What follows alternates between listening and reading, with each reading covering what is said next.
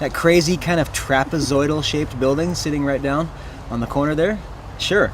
Built in 1921 by this fella, William A. Simmons, in honor of that woman, Edna Wilma, who later became Edna Wilma Simmons.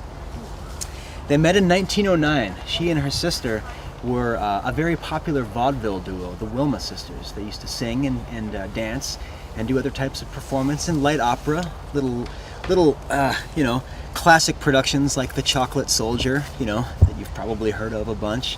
Not really. She didn't really ever make it big in vaudeville, but she was a fantastic businessman, as we will find out, or businesswoman. The story of the Wilma Theater begins with this love story, but it begins a little bit further back with this fella, Billy Simmons, who built it for his wife.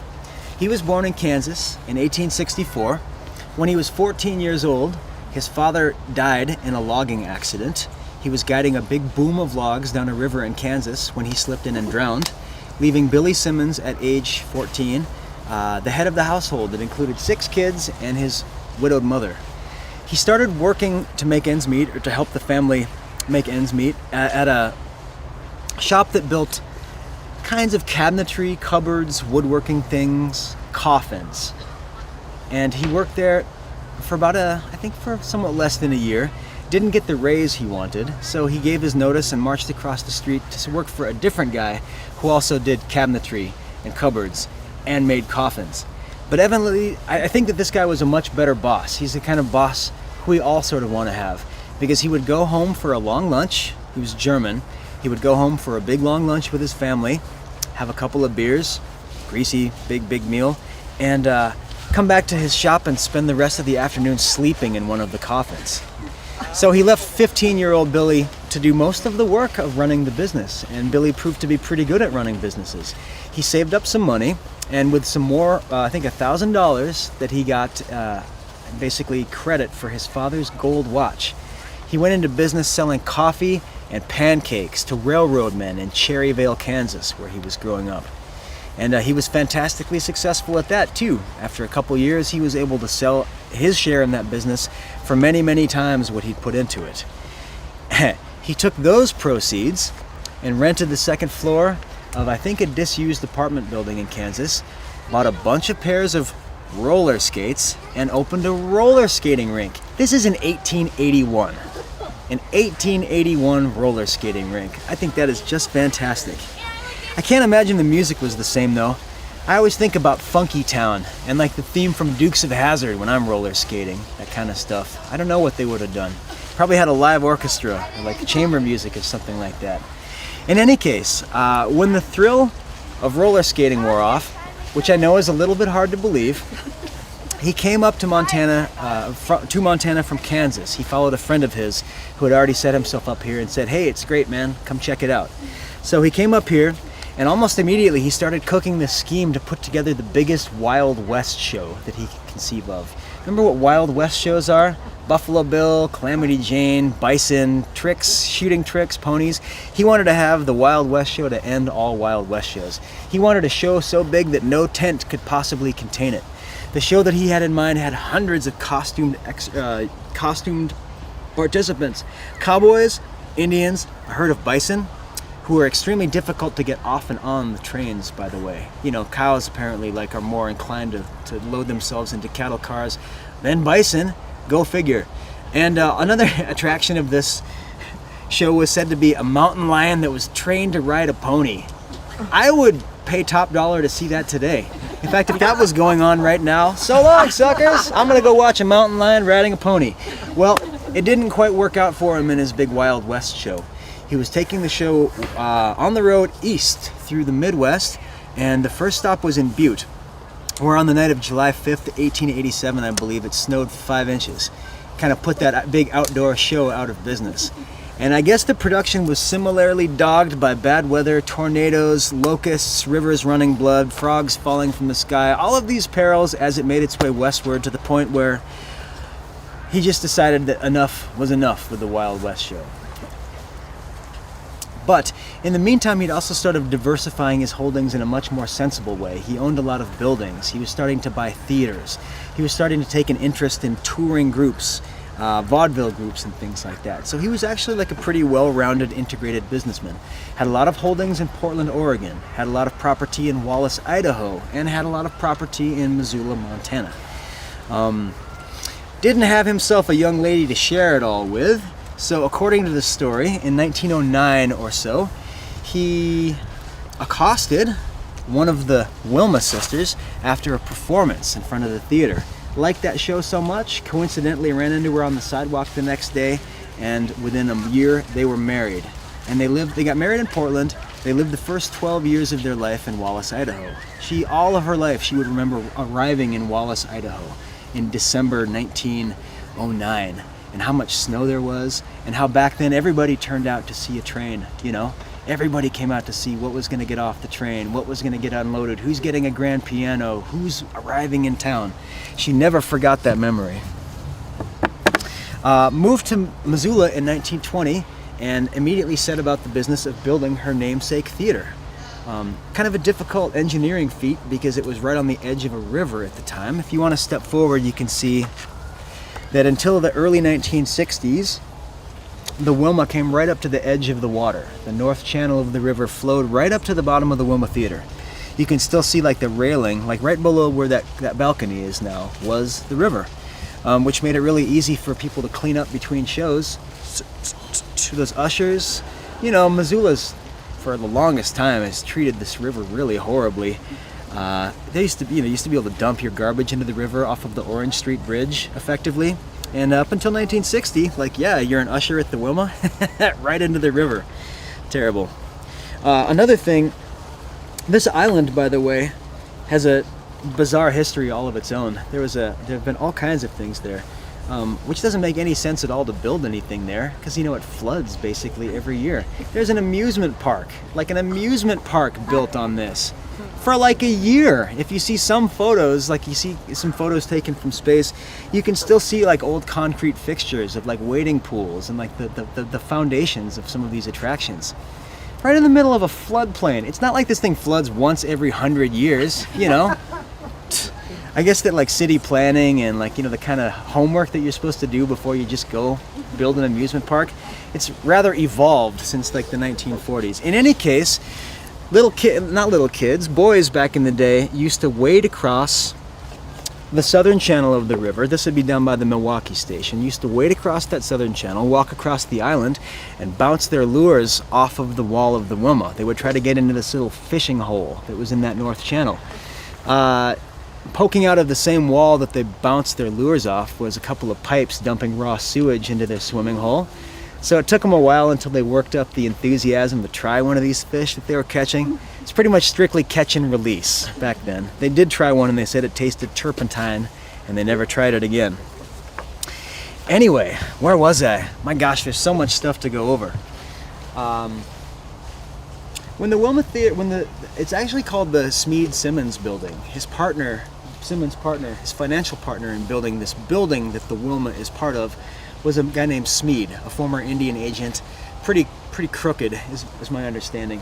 But when they started building the Simmons Building, it was going to be, briefly anyway, the tallest building in Montana. It was called Montana's first skyscraper. And the big news that when it opened was not the theater itself, but the swimming pool in its basement. Y'all know that there's a swimming pool in the basement of the Wilma, right? You can still access it, kind of, you know, if you get the right connections.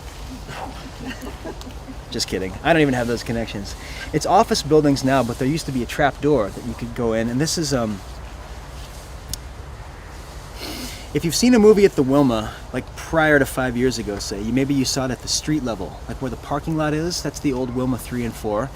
It's basically like the floor right above the swimming pool. Like right below that floor, like you can open this trap door and essentially walk down into the shallow end of the swimming pool. It's still there. That was a huge draw when the place opened up in the 1920s.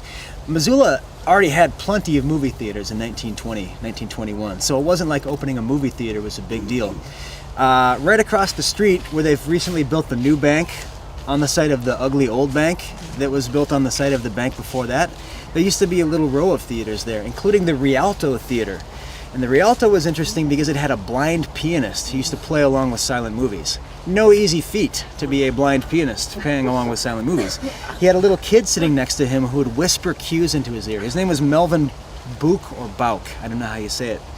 But he had this little kid who would say like, it's kind of a sappy part, and he would play like the sort of sappy romantic music. You know, it's a stagecoach chase, and he would like, you know, bust into the, he had like this little interpreter, this blind pianist. Fantastic. So obviously in 1921, Missoula was not lacking for movie or movie culture, but the swimming pool was a huge deal because there wasn't really any public swimming except for lakes and rivers in 1921, and one singularly filthy public pool.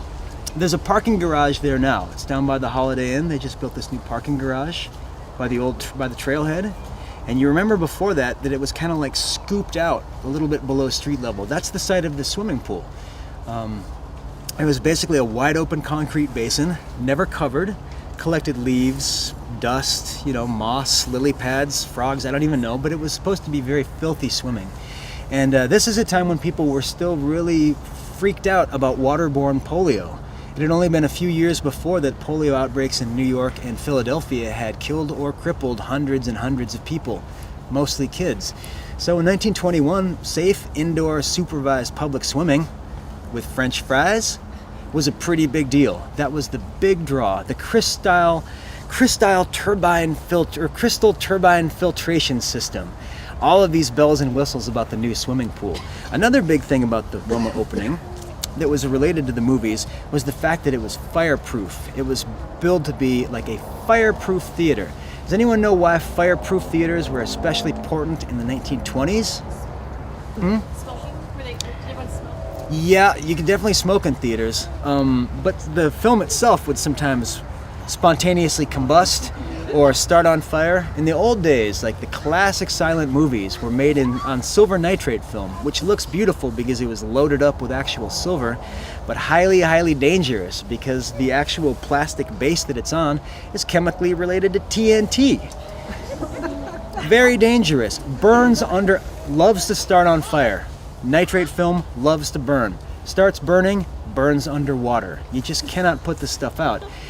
And it's a tragedy. I mean, a joke about this is apparently in Victoria or Vancouver, Canada, in the 1920s, a theater burned to the ground because a nitrate print started on fire of a movie they were showing called Safety First. I don't know if it's true, but even in the 20s, there were big, big tragedies involving this film. The Dromcollar incident in Ireland, an entire movie house packed with barefoot Irish kids up in flames because this film started on fire. It still happens. I mean, in the 70s and 80s, it occasionally happens that this film will spontaneously combust. Even under ideal storage conditions, it will start on fire and take out like an entire national film archive with it. It's happened in France, it's happened in Canada, it's happened in Mexico, where, you know, spontaneously combusting silent film basically wipes out a huge part of that country's filmic record of itself. Extraordinary. The original negatives of Citizen Kane, destroyed on a nitrate fire. All these really important artifacts, a lot of them destroyed by a silent film. My gosh, that was a tangent within a tangent within a tangent. A fireproof theater, pretty big deal in the 1920s. The first movie, this is like the $1 million question, the first movie to show at the Wilma Theater. The Mask of Zorro, Douglas Fairbanks. Cost more to make that movie than it cost to build the Wilma Theater. Isn't that great? Silent movies didn't come to the Wilma until 1929, 1930. They weren't actually the first not actually the first theater in Missoula to show a sound movie. That was the Rialto Theater. Poor Melvin Book, out of a job, you know. It was really expensive. You know, it was really expensive to suddenly go from showing silent movies to being able to show sound movies. Lots of interesting things happened that first week. Not too long after the Wilma was opened, a Hollywood talent scout came to town and encouraged young Missoulians to show up for screen tests at the Wilma. You know, he shot some outdoor scenes, and he also tried out, you know, he did little screen tests for ambitious young starlets and would-be movie stars. I've often wondered what happened to that film, like if it survives anywhere. This glimpse of Montana in the movies in the 1920s. But I don't think so. because they usually destroyed that film. Like, the reason that so much of that film doesn't, I mean, apart from the fact that it occasionally starts on fire, is that old films were just destroyed. You know, the big reels were chopped in half with an axe. They couldn't be pirated. They were sent off to factories that turned them into things like black powder that reclaimed things from them. In fact, there was the joke that you could be, not a joke, but you could be watching like a flock of ducks on the screen one year, and the next year it would be like actually the black powder in your shotgun that you would take out shooting ducks. Not a whole lot of consideration given to what was going to happen to the film, and that's probably what happened to all those screen tests. Okay, I got some characters to get back to here. Where on earth was I anyway? The Simmons, right. When Billy Simmons died in 1937, that's the guy who built the theater for Edna Simmons, he left his theatrical empire to his wife, who became the female head of one of the most successful theatrical holdings. She was like one of the biggest women in entertainment in terms of owning theaters in the United States, certainly in the Northwest. Did I talk about the Fox Corporation? So you gotta forgive me if I forget what I said. I'm kind of on this big long loop all day and it doesn't complete all the way. The Wilma Theater was partly destroyed from the inside out in the 1940s. Does anybody know why? Because the Wilma Theater used to be held hostage to the Fox Corporation. We know about the Fox Corporation because of 20th Century Fox, right? Well, Fox used to be one of the so-called Big Five Hollywood corporations that owned basically everything. And they had coercive business practices, and they could totally coerce, not legally, but de facto they owned the Wilma Theater. They had control of the Wilma Theater. If the Wilma Theater didn't want to show Fox movies, they weren't going to get nothing to show. This practice was called block booking, where these entertainment corporations could force theaters into showing the movies that they wanted them to see. It was declared unconstitutional in the 40s, and a decision was handed down called the Paramount Consent that forcibly divested Fox from the Wilma. Like, it basically said, okay, Fox, you got to get out of the Wilma Theater. They did not go quietly. They destroyed the inside of the theater. Actually, the corporation had always done terrible things to the Wilma. In the late 1990s, a considerable amount of money and time was spent in restoring some of the very ornate plasterwork in the lobbies. Anyone notice this? Once upon a time, that was all slathered over with a sickly orange paint. Because in the 1930s, the Fox Corporation decided that they need, with the Great Depression starting to sink in, they wanted to project this image of austerity. Like, people don't want pretty stuff. People don't want ornate plasterwork. People want, a baby crap green or they wanted to project austerity, so they came in and just painted over everything. In the late 1940s, under the pretense of evacuating their stuff from the Wilma Theater, I just forgot my lunchbox, I'm going to go back to the Wilma Theater. They carted out everything they could. They destroyed everything they could. They threw tons of rope, rigging, theatrical stuff, projection equipment into the river, which, of course, was conveniently located right outside of the exit. I don't know what legal recourse Edna Wilma, who did own the theater back then, I don't know what recourse she took against the Fox Corporation, but I do know that she basically set about building it again from the inside out with her own money. She installed new seats, she installed new decorations, she installed a perfumed fountain in the lobby, which she encouraged women to dip their hankies in before finding their seats. And she eventually married a man who was 25 years younger than her and openly homosexual in the 1940s. Both pretty uncommon things to do. She always said, and that is this guy, Ed Sharp. Ed Sharp, right? It's a bird he's holding there, and more about that bird in just a minute. She married this guy who was, like her, very theatrical, an excellent musician, didn't quite make it in show business, but she always said to the end of her life that she just had way more in common with this guy. I think this is what's called a lavender arrangement, or a marriage of convenience. I think lavender is the word, where it was just a wonderful sort of partnership for both of them, romantic in a way, but just because they were really good friends and they liked a lot of the same things. You'll see that she's buried off to one side.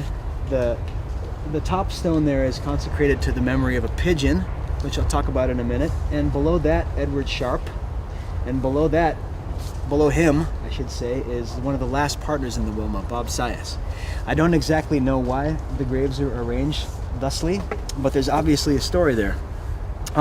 Ed Sharp, a dyed-in-the-wool Missoula character. Does anyone have an Ed Sharp story? Yeah? I used to, when I was little, I'd go down and he had the theater at the Dove. Yep. Yeah. Chapel of the Dove. Mm-hmm. But, yeah, he'd sell his popcorn, but his bird would be on his head. Yes, right. That bird used to take an active hand. Have I talked about the bird and money? This bird took an active hand in like the running of the business, which also included at certain times the Roxy Theater and the Go West Drive-In Theater. Bird used to, quote, help out in the kitchen, you know?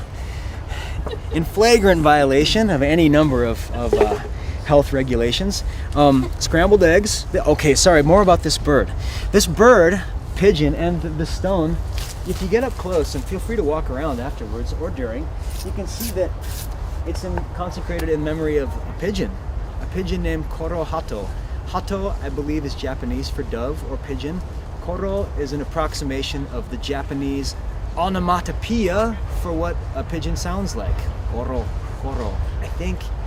I do know that Ed Sharp had that bird for 20 years, took care of it, treated it like family, used to fly all. I mean, I moved to Missoula in 1990, a year after Koro Hato supposedly died, but I definitely remember Ed Sharp, like with birds flying around, you know, birds hovering over the almond roca. That was the greatest thing. You know, you couldn't go get like Good and Plenty at the Chapel of the Dove, but you could get these amazing like little almond roca things imported from San Francisco in like their little paper wrapper. I mean, it was always just an extraordinary experience to see a movie there. And of course, birds flying around all over the place. I remember a really eccentric character. You know, of course, all of his clothes were stained on like one little shoulder because like this bird was pooping on him all the time. Scrambled eggs was the bird, Koro Hato's favorite meal. I think that the bird finally asphyxiated at the ripe old age, I imagine, for a bird of 20 on a snowy night coming back to Missoula from Wallace, Idaho. I think that they were moving around and he just didn't survive the car trip. Bird flu or something. Every cage in his apartment after he died. Ed Sharp's? And he used to leave the windows open and the pigeons would come and go and they had a roost up underneath. There was a full dovecote on top of the Wilma. I think he maybe had 300 to 500 up there. It was significant. It was amazing pictures. I think that the pigeons were always a source of... I know that he got into trouble with some of his neighbors because they didn't really like 500 pigeons swarming around their parking lot. There was a lot of trouble with neighbors. But he loved them, and this bird, Koro Hato, I guess was pretty sharp by pigeon standards. Could like, you know, could work with money, could handle with money, could make change, you know. I think that Ed could hand him a bill and like the bird would literally go and fly across the drive-in theater or the concession stand and get change from somebody working at another cash register. They say that the bird could tell and was attracted to high denomination bills. You know, given the choice between a 1, a 5, and a 20, the bird would go for the 20 every time. Pretty sharp bird. Any questions so far about these characters? A swimming pool? Swimming pool didn't stick around for very long because it turns out having a swimming pool in your basement is pretty tough on your building. You know, they're humid, they're moist, a lot of chemicals involved. But then again, man, you know how, can you imagine what that was like? Ground floor swimming, lifeguards. You can still see some of these old brass fixtures. You can still see pieces of like the lifeguard stand in these office buildings. At least last time I stuck my head in, which was probably 3 years ago, you could still see some of the brass fittings that once upon a time would have been around the pool. Snack bar. I mean, really, you know how good French fries taste after you've been swimming? How good they smell after you've been swimming? Oh, what a great time that must have been. Crystal plunge. Any questions, comments about the place? You gotta forgive me, I sort of forget where I've been with this group.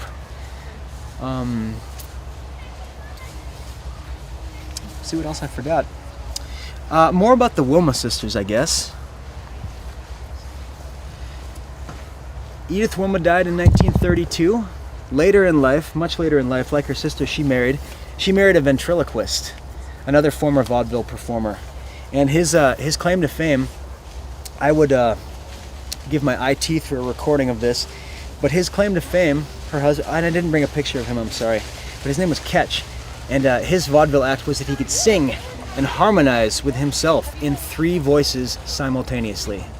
I cannot tell you how much time I've spent sitting around trying to imagine what that would sound like and how you would do that. And just, how do you do that? How do you sing 3 things at the same time? I've seen movies about these, Mongolian throat singers and Tibetan monks who have like learned how to free up certain resonating chambers and, kind of making more of like their sound apparatus than most of us do. I don't know if you guys have heard any throat singing. I think the answer is halfway there, but I just can't imagine how you could do all of those little errands at the same time. Sing and harmonize with yourself. I love it. If you ever find a Catch record, let me know. I will pay top dollar. We got any questions about this place? About the current state of the Wilma, I can't say much. I think it's been sold again recently, like over the summer. My understanding is that there's not as much focus on movies at the Wilma anymore. More of a live venue. But that's just something you kind of hear on the playground. I don't really know the whole story there. I do know that the Wilma has a fantastic shaggy dog history, and some of the things that supposedly happened there just stagger belief. But in the meantime, that's about all I got. Thanks.